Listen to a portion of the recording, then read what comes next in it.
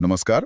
आज बात करेंगे गोपाल खेमका हत्याकांड में हुई एक अहम डेवलपमेंट की। पटना पुलिस ने कुछ गिरफ्तारियां की हैं। जी बिल्कुल, एक महत्वपूर्ण मोड़ आया है इस केस में। और हमारी हड़ताल में हम देखेंगे कि भाई पटना पुलिस की कार्रवाई में क्या क्या सामने आया है, कौन लोग हिरासत में लिए गए हैं जी और आगे क्या हो सकता है। रिपोर्ट कह रही है कि 3 संदिग्ध पकड़े गए हैं। हाँ, 3 लोग। और इसमें एक मुख्य शूटर होने का शक है, उमेश कुमार।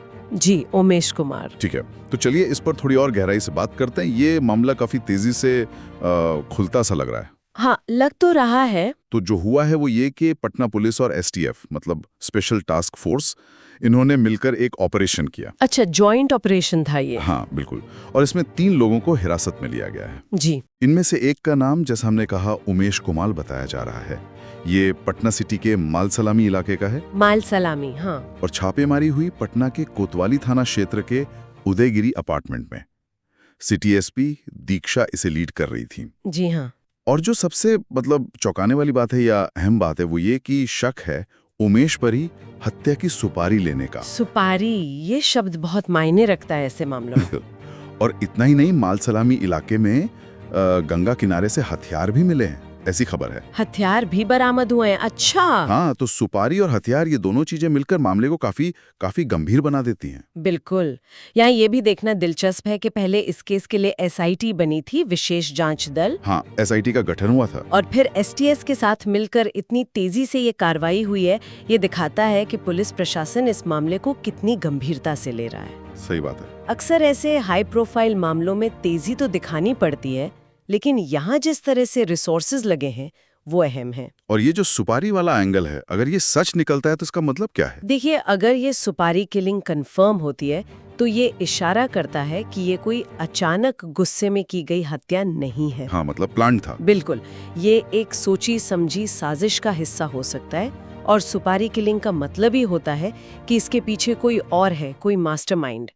ये अक्सर संगठित अपराध, ऑर्गेनाइज्ड क्राइम की तरफ इशारा करता है, जहां हत्या का कारण, करवाने वाला, वो सब पर्दे के पीछे होते हैं। लेकिन रिपोर्ट में एक बात और कही गई है कि ये जानकारी अभी सूत्रों के हवाले से है। जी, ये बहुत जरूरी पॉइंट है। पुलिस की तरफ से अभी तक कोई ऑफिशियल स्टेटमेंट नहीं आया है, तो इतनी बड़ी कार्रवाई के बाद भी पुष्टि का इंतजार क्यों?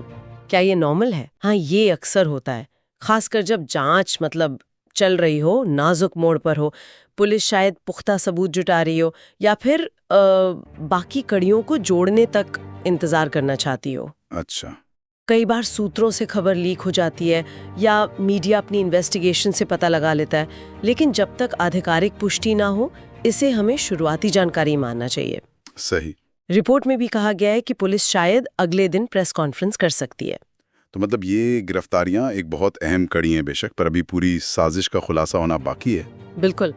इन गिरफ्तारियों के बाद पुलिस का अगला कदम क्या हो सकता है, वो क्या जानने की कोशिश करेगी?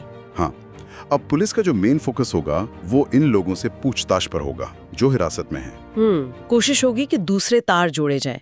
मतलब ये पता लगाया जाए कि इस हत्याकांड में और कौन-कौन शामिल थे, हथियार कहाँ से आए, पैसा किसने दिया।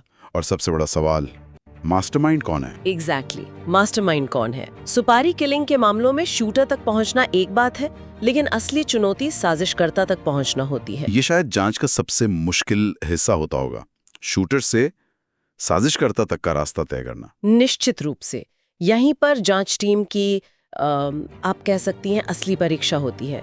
इनसे मिली जानकारी को वेरीफाई करना पड़ता है, दूसरे सबूतों से मिलाना पड़ता है और फिर अगली कड़ी तक पहुंचना होता है। ये एक जटिल प्रक्रिया है। बिल्कुल।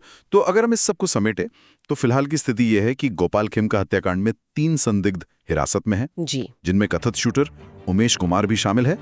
हथियार बरामद होने की खबर है और सुपारी किलिंग का एंगल मजबूत लग रहा है। हाँ, एंगल तो मजबूत लग रहा है। अब इंतजार है पुलिस की आधिकारिक पुष्टि का और ये देखने का कि जांच आगे कैसे बढ़ती है। बिल्कुल।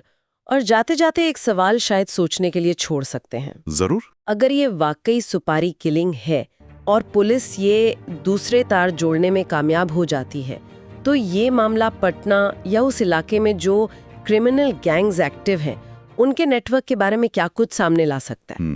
ये एक बड़ा सवाल है। इसके तार कहाँ तक जुड़े हो सकते हैं, ये देखना आगे चलकर बहुत बहुत अहम होगा।